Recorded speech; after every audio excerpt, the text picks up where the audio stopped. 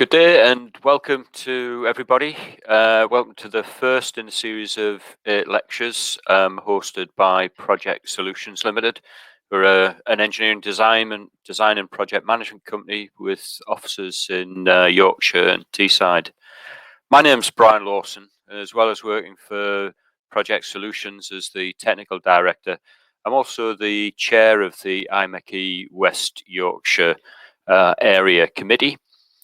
And we are promoting this series of lectures, and we are supported by Nikki Baxter from the IMechE, who does all the hard work in the back office. So thanks for all your hard work, Nikki, really appreciate it.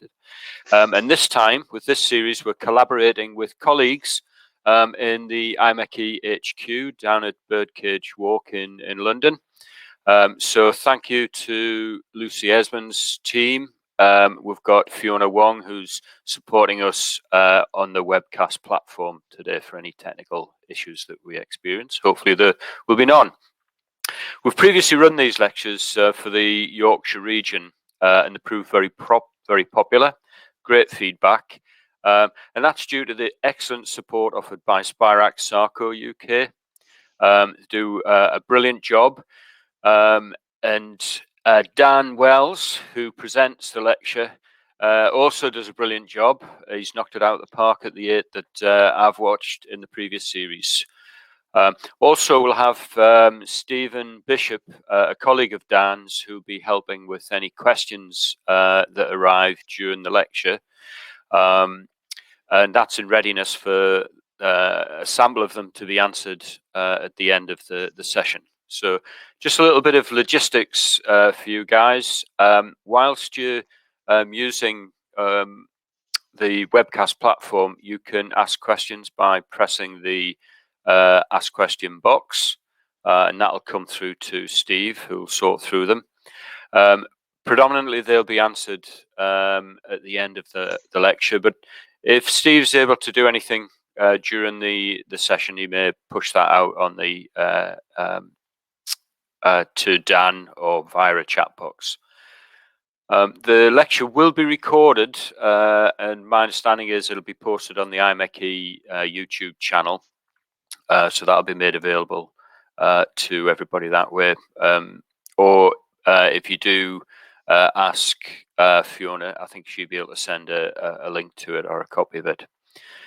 Also, just a shout out for the regional committees around the UK. Anyone wishing to be more involved with the IMechE, feel free to contact me. My number is 0742 790 7716, or simply follow links on the IMechE website. It'd be brilliant if we can get more people actively involved with volunteering in the regions. So without further ado, I'm going to hand over to Dan.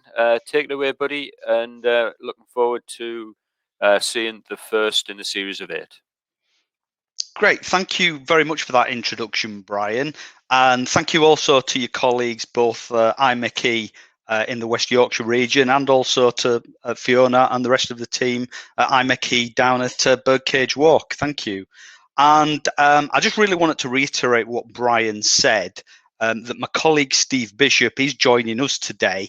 So if there are any questions as we go through the presentation, don't hesitate to drop them into the chat, into the questions function. And I'm sure Steve will embellish some of the detail that I'm going through in today's presentation. And hopefully we'll have a few minutes when we get to the end of the presentation to call out the most pertinent questions. So it's just a reminder that the series of presentations that we have put together for you over the next few months are going to look in some detail at different aspects of what we refer to as the steam and condensate loop, with today's presentation starting right at the very beginning, the basics, steam system fundamentals. But IMechE, you're a global organisation, and we know that there's a number of different members that are likely to be dialing in from different parts around the globe. And I really just wanted to emphasise the fact that Spirax Sarco is in itself a global entity. We are a British company, we're FTSE 100 listed, but we do have a number of different manufacturing and sales officers in all four corners of the globe. And the Spirax Sarco group also comprises Gestra. Again, Gestra and Spirax Sarco both heavily involved in the steam industry, but we've also got a number of subsidiary companies. One is Chromalox and a number is Thermocoax that will focus on electrical thermal energy solutions. And that'll become a little bit more relevant as we get to the further CPD presentations in the series. But I just want to remind ourselves that steam is it's a very, very useful and very diverse source of energy. It's used for a number of different reasons and across a number of different applications and in different sectors. And that can range from the production of domestic hot water in a university, for example, a sterilizer in a hospital, humidification in a pharmaceutical plant room, to direct injection into a bread oven in a bakery. And this means that steam is used for different applications, and we can be faced with a number of different challenges when it comes to ensuring that the steam is being provided for the process in the required conditions. But the message is clear here. Steam is used in a far, far greater range of processes than many engineers actually give thought to. So as far as the UK is concerned, here in the UK, Spirax Sarco is a team of around about 180. About 50% of us are field-based. We're based remotely from our head office in Cheltenham. And that means that we've always got an engineer locally to wherever our clients may be working in the UK. So we're always on hand to offer support in person. But of course, we appreciate that from time to time, it may be more advantageous to offer support remotely. And to that extent, we've got a number of different calculators and configurators, resource tools that are available on our website. And we can actually take that one step further because we've got a very attractive and very powerful suite of calculators and configurators that you can actually download free of charge onto your smartphone, onto your Android phone. And that can help you with some very, very high level calculations whenever you're designing a steam system, whenever you're sizing steam pipework, steam traps, control valves, or you want to calculate what the actual cost of steam may be. So I'd encourage you to download that app if and when possible. And the one thing I would say is please download the Spirax Sarco Mexico version if you can. The Mexican version's got far, far more functionality on it than any other version. And you can, of course, change the language back to English again. So on with today's presentation topic. As you can see, it's titled Steam System Fundamentals. We're going to start with the very, very basics to understand, first of all, what steam is. And we're then going to look at how we need to treat steam completely differently to any other source of energy, such as low temperature hot water or thermal oils. And then in future weeks, we'll come on and we'll look at how we distribute the steam, how we use steam for heat exchange purposes, why we need to separate the steam from the condensate, how we need to return the condensate back to the boiler house. We'll also look at the topic of steam and energy, and then we'll look at steam system quality, the quality of steam that is produced, and how we need to ensure that steam is generated at the best possible condition for the process. So one of the first things that I want to mention is the terminology, steam and condensate loop. Why do we refer to a steam system as being a loop? Well, that's because we generate steam in the boiler house, in the energy center, and steam's a gas. So that steam can be distributed from the energy center to any number of processes that can be located hundreds, if not thousands of meters away from the boiler house. And when steam gives up its heat energy, it condenses. It changes state from a gas to a liquid. And that liquid condensate's got no value at the process. It simply doesn't have enough heat energy in it to satisfy the heat exchange requirements. So we want to drain that liquid condensate away, and we want to return it back to the boiler house. Steam as a gas going out to the process, condensate as a liquid coming back to a boiler, hence the terminology loop. So let's look very quickly at the basic properties of steam. And as we've mentioned, steam needs to be considered completely differently to other sources of energy, such as hot water or thermal oils. And that's basically because steam is a gas, and therefore it's got different properties, and those properties are going to bring us different advantages, which we're going to cover in some detail as we go through the suite of presentations. So the main points to bear in mind are steam as a gas. Well, that gas is compressible. So that means if we're generating steam at a high pressure, we will have compressed that mass of gas down so that it occupies a very small volume. So that means that a high pressure steam system can be distributed in a small nominal bore pipe size. So we've got a considerable cost saving by reducing the infrastructure if we're able to increase the working pressure. If we've got a lower pressure steam, it's going to exist at a greater volume. It'll of course need to be distributed in a larger pipe diameter. And we also know another benefit of steam being a gas. Well, it means we don't pump a gas, so we don't need to allow for those circulating pumps as we would do with a liquid-based system. Providing we've sized the pipes correctly, the steam will move in accordance with the pressure drop around the network. And there's another benefit with steam being a gas, and that's the fact that we've got a direct pressure to temperature relationship. We can control the pressure, or should I say we could control the temperature by manipulating the pressure that the steam is being generated and distributed at. And we also know that there's a very high heat content involved with a mass of steam. Let's take a kilogram of steam, for example. And if we compare that kilogram of steam to a kilogram of water, giving up its heat energy at a heat exchanger could be designed to give up 11 degrees of temperature at the heat exchanger. If we compare that kilogram of water to a kilogram of steam, there's approximately 50 times more heat energy in that kilogram of steam than there is in the water. So that's attractive for our client because, of course, it means they need to distribute and generate far less steam to get the same heating effect. And of course, with steam being a gas, the infrastructure is far smaller. Now, that information is based on the understanding that water, and that's the raw ingredient of a steam system, water's got a specific heat capacity of 4.19. So what that means is, well, if we take a kilogram of water and we want to elevate its temperature by just 1 degree, we need to add 4.19 kilojoules of energy to it. I want you to remember that number, 4.19, because we'll come on to it and we'll look at it in a little bit more detail in a few slides' time. As we've mentioned, steam's a gas, and we don't pump a gas.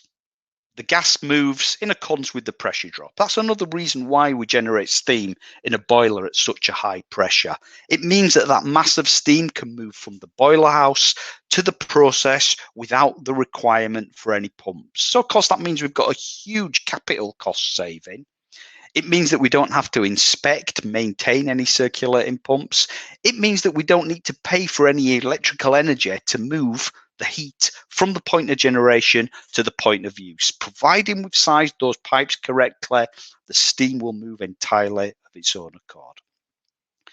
And another condition of steam being a gas, it means that it gives up its heat energy equally and evenly across the entirety of the heat transfer surface area. It gives up its heat energy evenly.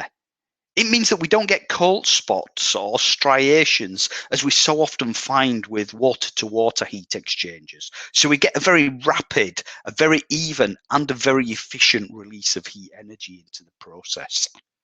But we also know that because steam's a gas, it gives up its heat energy by condensing, and therefore the speed of heat transfer is about 3 times greater than that water-to-water heat exchanger.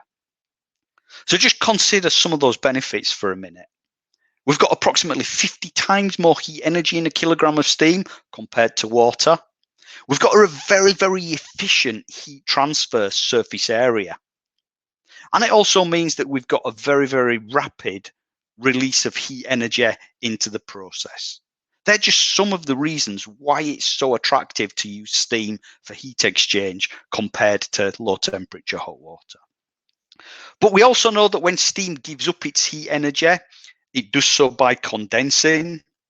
It's actually only its latent heat energy that passes from the steam and into the process. And it's at this point that I'm going to move on to the next slide. And what you can see over towards the top left-hand side of the screen is what we refer to as the steam tables. Down towards the bottom right-hand side of the screen, we've got what we refer to as the temperature enthalpy curve. So starting off with the steam tables, there's a lot of very, very powerful information demonstrated in the steam tables. The first column, that's the pressure. Now, this could be the pressure that the steam's being generated at in the boiler. It could be the pressure that the steam's being distributed at in the pipework, or it could be the pressure that the steam is being condensed at in the heat exchanger. Let's take the example of we could be boiling water in a kettle at home. And the kettle in our kitchen, well, we know the boiling point is approximately 100 degrees. So the second column, that demonstrates the boiling point of the water if we know the pressure. And this also corresponds with the temperature that the steam is going to be produced at that temperature. So 0 bar gauge, water boils at 100 degrees. The temperature of the steam, it's also 100 degrees. It really demonstrates that pressure to temperature relationship that we spoke about. Now, the next column, that's what we refer to as the sensible heat. You can also refer to it as the enthalpy of water. That's basically the energy that we need to put into that kilogram of water to bring it up to boiling point. Now, remember that number I spoke about, 4.19, the specific heat capacity of water? It means if we want to increase that kilogram of water and bring it up to boiling point, it needs to contain 419 kilojoules of energy. Now, that's all well and good. It gives us boiling water. We don't want boiling water. We want steam. So the next column demonstrates what we refer to as the latent heat energy, also referred to as the enthalpy of evaporation. This shows us the energy that we need to add to that boiling water to make it change state and produce steam. So when we've added 2,257 kilojoules of energy to 419 kilojoules of energy, the energy that is present in that mass of steam is 2,676 kilojoules per kilogram. The total heat is essentially a sum of the latent heat and the sensible heat. And the final column, that shows us the volume that steam will exist at if we know the pressure. So the steam tables really demonstrate that if we increase the pressure that the steam is being generated at, all of these values change. For example, if we increase the boiler from 0 bar to 10 bar gauge, the boiling point has increased to 184 degrees. It means we need to put more energy into that water to bring it to boiling point. But we need to put less energy into that boiling water to make it change state to steam. The steam's going to have more heat energy contained within it, and it's going to exist at a significantly smaller volume, should I say. Now, the point to bear in mind is that when steam gives up its heat energy at the process, it changes state from a gas to a liquid.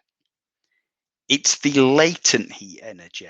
It's the enthalpy of evaporation that's demonstrated in this column here that passes from the steam and into the process. And therefore, what's left behind in the liquid condensate is exactly the same value as the sensible heat, the energy that we added to that water to bring it up to boiling point.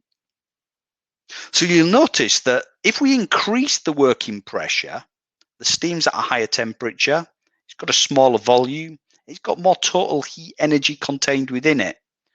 But you'll notice that the energy in the condensate is greater and the energy in the steam is far, far less. So there's a lot of very useful, very powerful information involved in the steam tables, but it's for that reason that we encourage you to download that little app that we've spoke about. It'll help you guys make sense of that information very, very quickly. And I just want to move across now to that temperature to enthalpy curve that we've spoken about. And this is really plotting the change of state that water takes as it evaporates to produce steam. And we're using the example of 0 bar gauge here, where we know that water boils at 100 degrees. So let's move the line horizontally across. And you can see that when we've added that 419 kilojoules of energy to that kilogram of steam, when it hits the curve, that's when the boiling point starts. That's when the evaporation process starts. And it's only when we've added that full 2,257 kilojoules of energy to that boiling water that we can say that the evaporation process has finished and we've got what we refer to as dry saturated steam. Now that term dry saturated, critically important whenever we're talking about a well-designed and a well-functioning steam system. Saturated, it means the steam is saturated with energy. As we can see over in the steam tables, at 0 bar gauge at 100 degrees, the steam cannot contain any more energy than 2676 kilojoules. Simply can't do it. And dry, well, it means there's no moisture entrained within the water, within the steam. Now, dry saturated steam's important for a number of different reasons. Imagine if our client, or imagine if we were producing steam from a contaminated fuel source, or if there was something wrong with our boiler controls. It could well be that we'd failed to put the full 2,257 kilojoules of energy into that boiling water. So the resulting steam would sit slightly to the left of the dry saturated steam curve. It'd sit in what we refer to as the wet steam zone. The problem with wet steam is, well, wet steam is far more likely to give up its heat energy to that distribution pipework. And remember, we could be distributing the steam hundreds, if not thousands of meters in steel pipe. So wet steam's far, far more likely to give up its heat energy and condense than dry steam is. And when steam gives up its heat energy and condenses, we've got that change of state from a gas to that liquid condensate. And as we know, the liquid condensate simply doesn't have enough heat energy contained within it to satisfy the process. The wetter the steam, the more condensate is given up to the distribution pipework, and therefore it's a distribution inefficiency. Could well be that if we've got a number of heat exchangers around site that are calling for 9,500 kilograms per hour of steam, if the boiler's producing 9,800 kilograms per hour of steam, but if we're losing 500 kilograms per hour to condensate, then there simply isn't going to be enough steam to satisfy the process. The process time is likely to extend and extend and extend, simply because the steam is wetter than we were expecting. And we've got to drain that condensate away because, as you can see, there isn't enough energy in it. And we drain condensate out of the distribution network using steam traps. We're going to come on and look at steam trapping in a little bit more detail in future weeks. The wetter the steam, the more condensate, the greater the number of steam traps we need to install. So that's going to be at some capital cost and at some operational cost, as we need to regularly inspect and maintain those traps. We also know that if we've got an excess of condensate held back in the distribution pipework, a little bit of corrosion is likely to be expected. Pinholing of steam and condensate pipework, perhaps potential failure of certain components such as valves, a few specks of rust entrained within the steam. And that can contribute to a little bit of abrasion of sensitive areas, meaning that control valves are less likely to be operating accurately or reliably. If we're using steam for direct injection purposes, a few specks of rust finding its way into the process can also be a point of contamination. And again, we'll discuss that in future weeks. We also know if we've got a very fast moving steam, a high distribution velocity, specks of moisture that can be picked up by the steam, they can also result in a little bit of abrasion or erosion of sensitive areas like control valves, pressure reducing valves, flow meters, meaning we're likely to be routinely maintaining that solution. And it also means that it's likely to operate with a lesser degree of accuracy or reliability.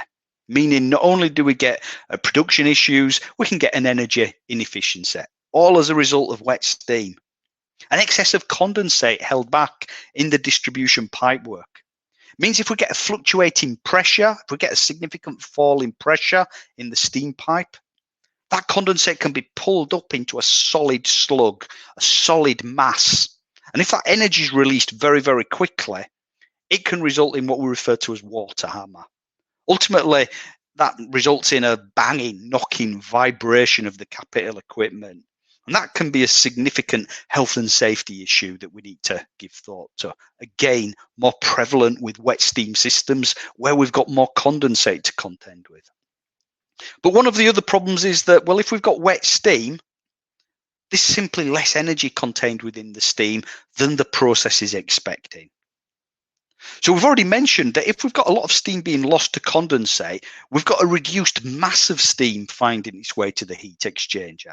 But that reduced mass of steam is going to have a reduced energy content. So it's inevitable that the process time will extend further and further and further still, or it could well be that we just simply fail to hit the required target temperature altogether. So please, whenever you think about a well-designed, well-engineered steam system, we want to ensure good working practice to ensure not only are we generating steam at the driest possible condition, but we're ensuring that we're conveying, we're distributing that steam to the process so it arrives at the best condition. Wet steam is by far and away the biggest enemy of a steam distribution network. So the steam tables, they tell us about that pressure to volume relationship. We know that 1 kilogram of water's got a volume of 0.001 cubic meters. At 0 bar gauge, atmospheric, when that water's hit boiling point and evaporated, that kilogram of water will now expand and produce a kilogram of steam, but at a much greater volume, 1.673 cubic meters. But if we boil that water at a significantly higher pressure, we've compressed the volume of steam. So this little chart really emphasizes the benefit of increasing the working pressure, thereby reducing the volume, which in turn will reduce the nominal bore pipe diameter to convey that steam in. But it also demonstrates that we need to give thought to sizing the steam pipe correctly.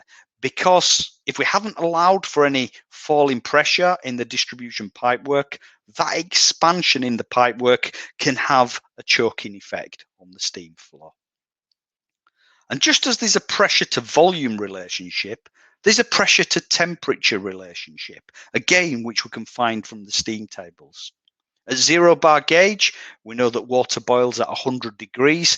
Therefore, we know that the temperature of the steam is 100 degrees. If we generate that steam under pressure at, say, 10 bar gauge, the boiling point has now risen to 184. So the temperature of the steam is also 184. It really demonstrates that if we want to control the temperature at the process, all we need to do is manipulate the pressure. That's why we can control the energy of steam very, very easily using just a self-acting pressure reducing valve.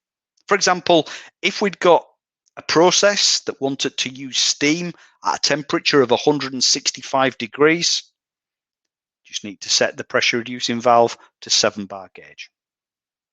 Now, the other thing the pressure temperature relationship shows us is the point at which steam gives up its heat energy and condenses.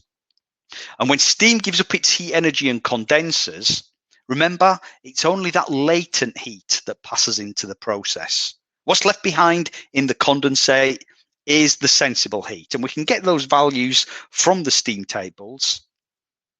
But whenever there's a release of heat energy by the steam, there isn't a release of temperature. the steam and the condensate will exist at exactly the same temperature if we know the pressure. So the condensate that exists in the distribution pipework at 10 bar gauge, that's going to exist there as a liquid at 184 degrees. The steam that we've reduced in pressure at the process to 165 degrees, 7 bar gauge, well, the resulting condensate will sit there at exactly the same conditions. It's a different phase, but the pressure temperature relationship is exactly the same. So that explains the value in us getting that condensate away from the process and back to the boiler house where we can reuse it. Doesn't have enough heat energy in it to satisfy the process, but it's still got a value to us because it's hot water. So it's at this point I want to look at the boiler house itself. I want to look at where and how steam's generated.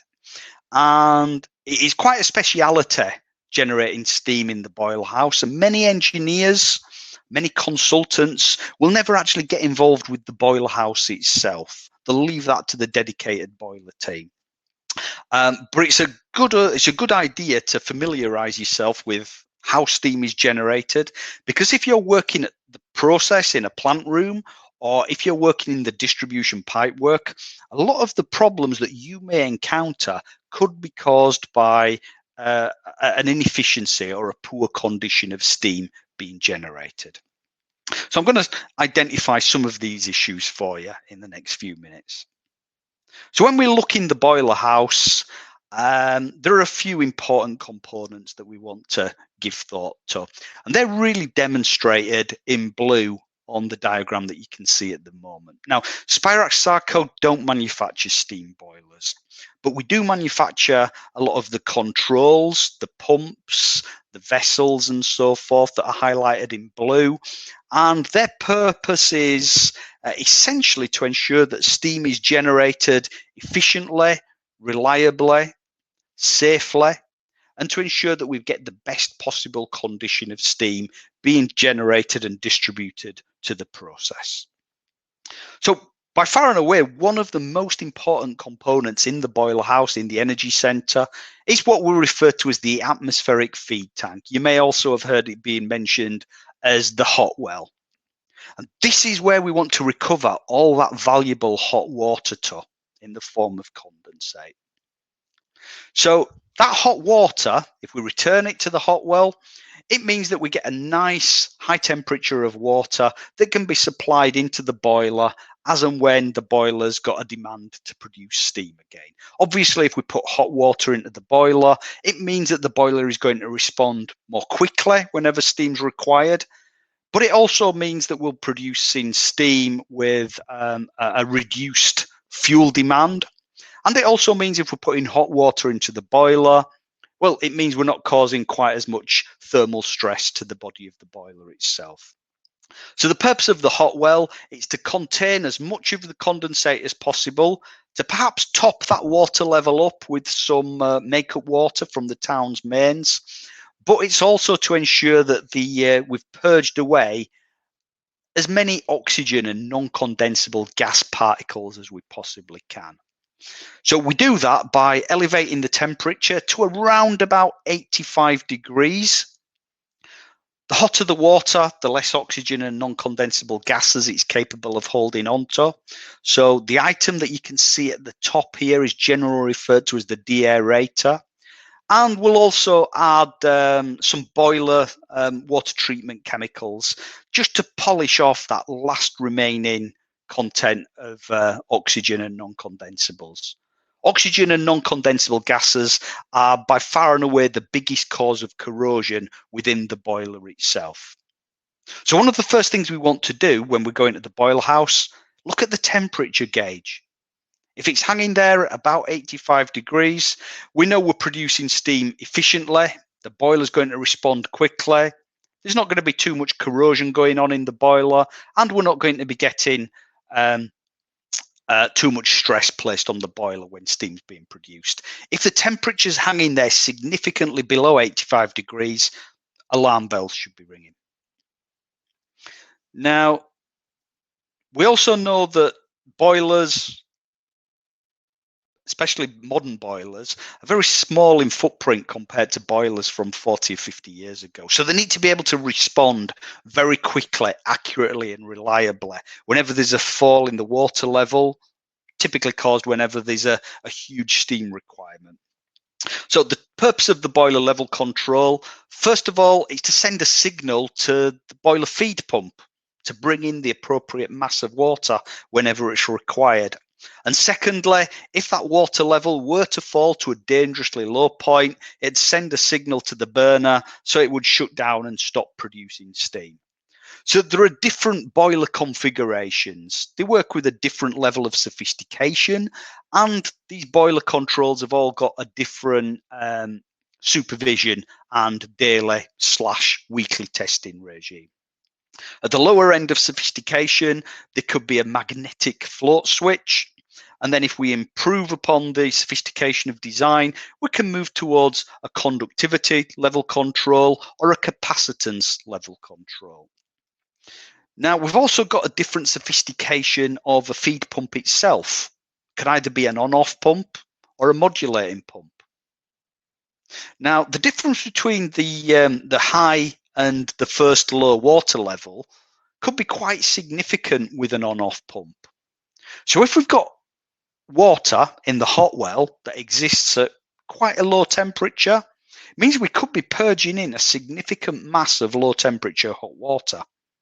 And that means that there's going to be a delay until such a time that the boiler can recover and start producing steam again. So we get an inefficiency. And it also means that the steam that is produced at that point is going to be slightly wet and have less energy contained within it. And we've already spoke about the challenges caused with wet steam, erosion, corrosion, water hammer. We get a greater distribution loss, and ultimately we get steam with less energy contained within it. So it's far, far better to move away from an on-off feed pump to what we call a modulating feed pump. And that operates by continuously drip feeding in a very, very small mass of high temperature hot water into the boiler. And if that's held in equilibrium with the steam demand, it means that we can consistently produce a very, very good condition of steam very, very efficiently and in equilibrium with the steam output. Now, an on-off pump can only be operated by a magnetic float or a conductivity probe, whereas if we can increase the level of sophistication towards a capacitance probe, it has got the functionality to be able to send a signal to a modulating pump. We also know that the other controls that sit on the boiler, aside from the level controls and the feed pumps, are what we call the blowdown controls. Now, there are two types of blowdown controls. There's what we refer to as the bottom blowdown control and the TDS control. TDS standing for total dissolved solids. So I'm going to use an analogy here. I want you to think of a cup of tea that you've got. If you were to put a spoon of sugar and then a spoon of sand into that cup of tea and give it a stir, well, the sugar would dissolve, the sand would eventually fall to the bottom of the cup. So think about that when we're talking about the chemicals and minerals that we add into a boiler. Some of the chemicals and minerals will dissolve, and some will just fall as a heavy particulate or a sediment towards the bottom of the boiler. And as we're producing more and more steam, the water level is the water's evaporating, the water level's falling. We're adding more water with more chemicals. So the TDS, the total dissolved solids, can become progressively more and more concentrated, and that sediment layer can become deeper and deeper. So we need to address this with blowdown.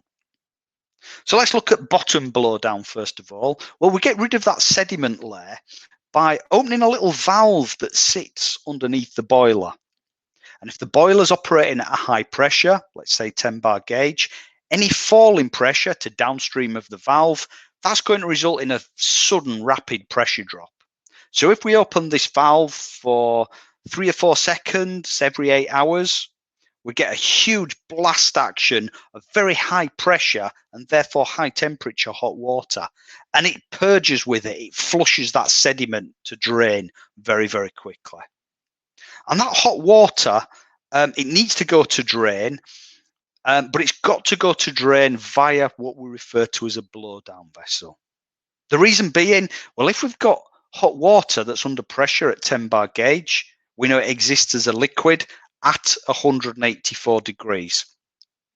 So as soon as that hot water falls in pressure and sees atmospheric, that rapid cooling action is going to result in a lot of energy being released very, very quickly. And that needs to be done in a controlled fashion using the blowdown vessel. The other reason is the blowdown vessel needs to be able to allow that hot water to cool to a temperature of 43 degrees or below. Because if that blowdown goes to effluent at a higher temperature, well, we're in breach of the Water Treatment Act of 1990. It's nasty stuff. We can't recover or reuse that blowdown in any other part of the process. And then we've got the TDS, the total dissolved solids. Again, we can't use that in any other part of the process. The total dissolved solids need to be dumped to waste when they reach a high concentration. And if we keep the water in the boiler at too high a concentration, we're going to get a number of problems. First of all, we're going to get a lot of foaming on the steaming surface within the boiler itself. And an excessive amount of foam can mean it's very, very difficult for the level control probes to identify where the true water level is within the boiler. So we can get a little bit of an inaccuracy there. A lot of foaming, that's an indication that there can be a little bit of scaling taking place on the heat transfer surface areas. So we can get an inefficiency, a barrier to heat transfer.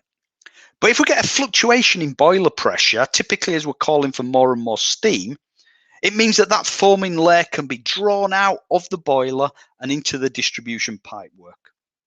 And that foam's going to be very wet and sticky, so it's going to contribute to that wet steam that we've spoken about. And once that wet, sticky foam dries out, it's going to create a powdery scale.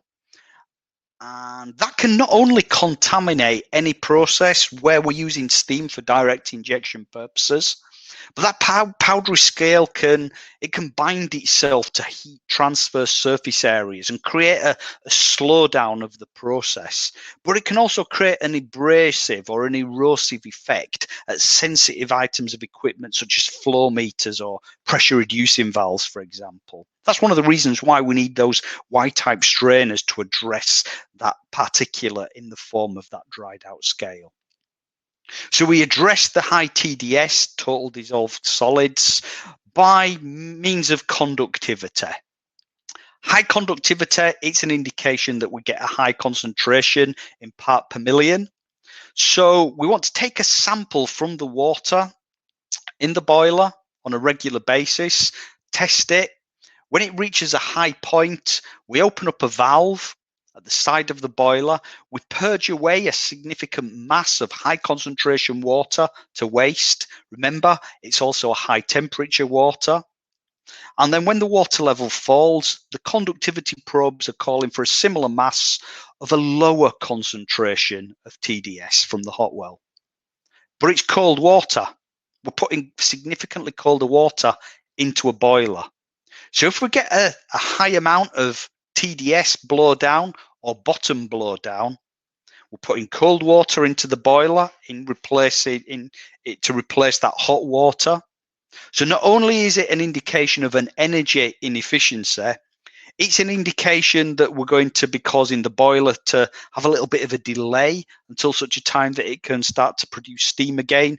And it also means that that steam that is being produced at first is going to be slightly wet, contributing to all of those problems that we've already mentioned. So we want to ensure that the correct amount of TDS and bottom blowdown is performed. Too little, we're going to get problems with the steam quality. Too much, and we're also going to get problems with the efficiency of the steam and the dryness value of the steam. So unlike the bottom blowdown, we can actually recover some of the heat energy from the TDS. And that's because it doesn't have those sediment or that heavy particulate.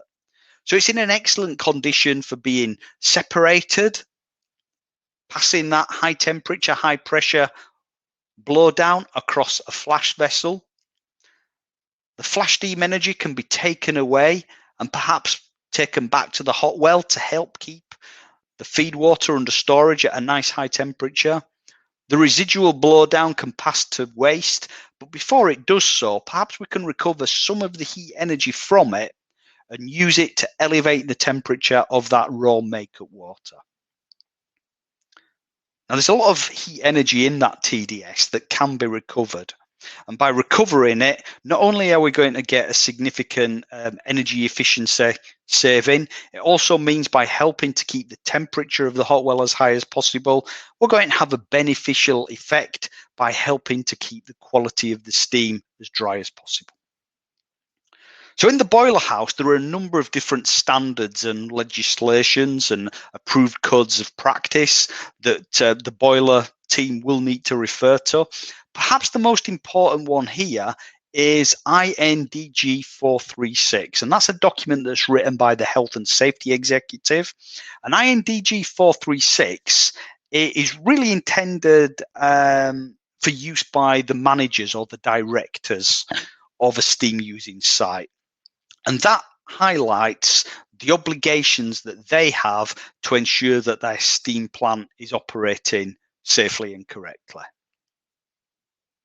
Something else we want to do before the steam actually leaves the boiler house is to meter the mass of steam that is being produced. It's only by understanding how much steam we're actually putting into the distribution network and understanding how much steam finds its way to the process that we can get an understanding with not only the overall efficiency of the steam distribution network as a whole, but we can also get an understanding of what the cost of steam is. So there are a number of different guidance documents that are actually written, and the guidance documents really take that INDG 436 to the next level. So INDG 436, that tells the plant manager what their obligations are for the safe operation of the boiler house. The BG documents or boiler guidance documents, they really break it down to a granular level so the boiler house engineers can have an understanding with regards to what their obligations are to ensure that the level controls are tested, are functioning on a regular basis. For example, BG01, that's written specifically for the level control, whereas BG03 is written specifically for testing and supervision of the blowdown controls. So BG, boiler guidance, the key word there being guidance. Now, there isn't any legal requirement as such for these guidance documentations to be fully adhered to. But as with most things, if we were to have a health and safety incident and it were established that guidance hadn't been adhered to, there'd be serious questions to answer in a court of law. And the BG documents, they are written by the Health and Safety Executive. So the Health and Safety Executive, let's be honest, they don't care how efficiently we're producing steam. They don't care if we're producing steam with a huge cost of fuel to produce the steam. They don't care if the steam's being produced that's significantly wet. So it's going to impact on the process and cause an extension to the process time or to have an impact on maintenance.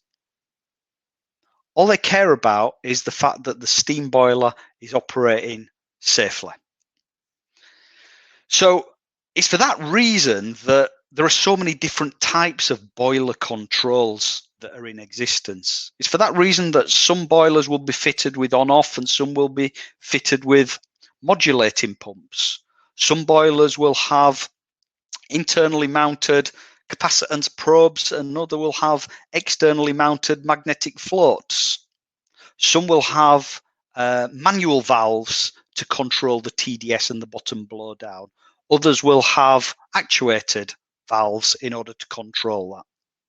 It's because the boiler manufacturing industry is such a competitive industry that unless the client or the consultant specifically mentions what their exact requirements are, it's highly likely that the boiler supplier will simply supply the least sophisticated version of controls. But if we know that wet steam is causing an impact at the process, for example, it could well be that there's insufficient energy to keep the heat exchanger operating in the expected or under the design conditions. Could well be that it's because the steam's got too little energy in it because it's wet. Could well be that we've got a reduced mass of steam finding its way to the process because we've got too many condensate losses. Could well be that we've got a lot of erosion or corrosion or water hammer to contend with. Could well be because the steam's wet. So all of these things can be addressed simply by increasing the sophistication of the controls in the boiler house itself.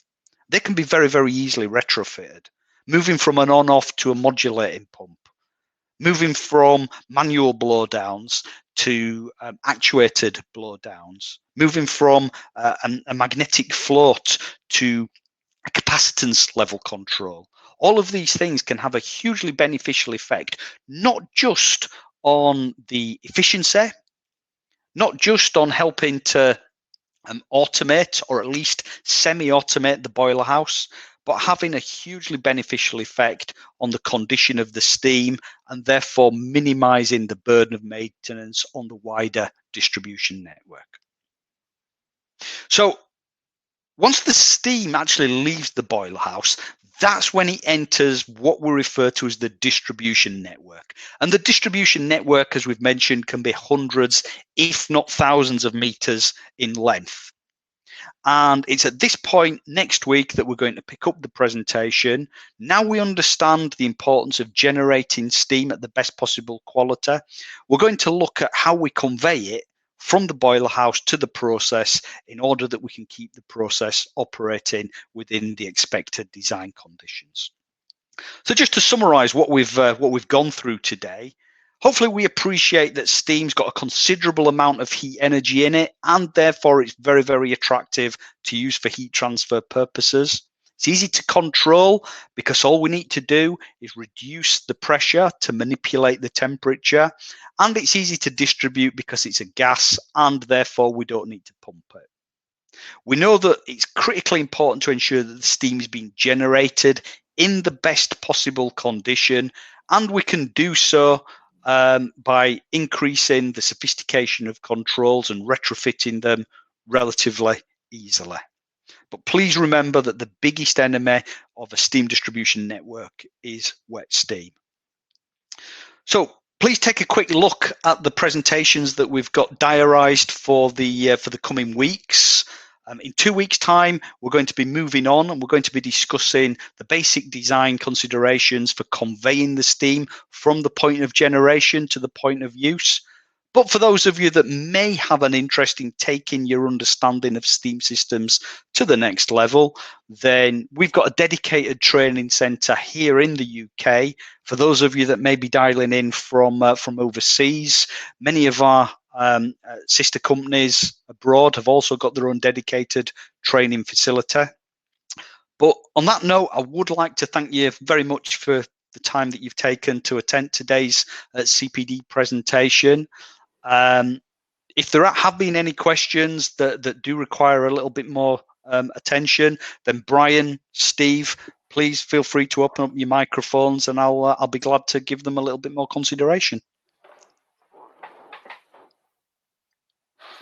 Okay, thanks, Dan.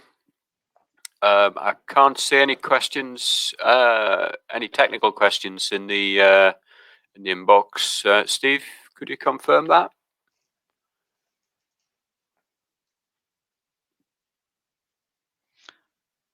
I think Steve may have dropped off to attend another meeting. Okay.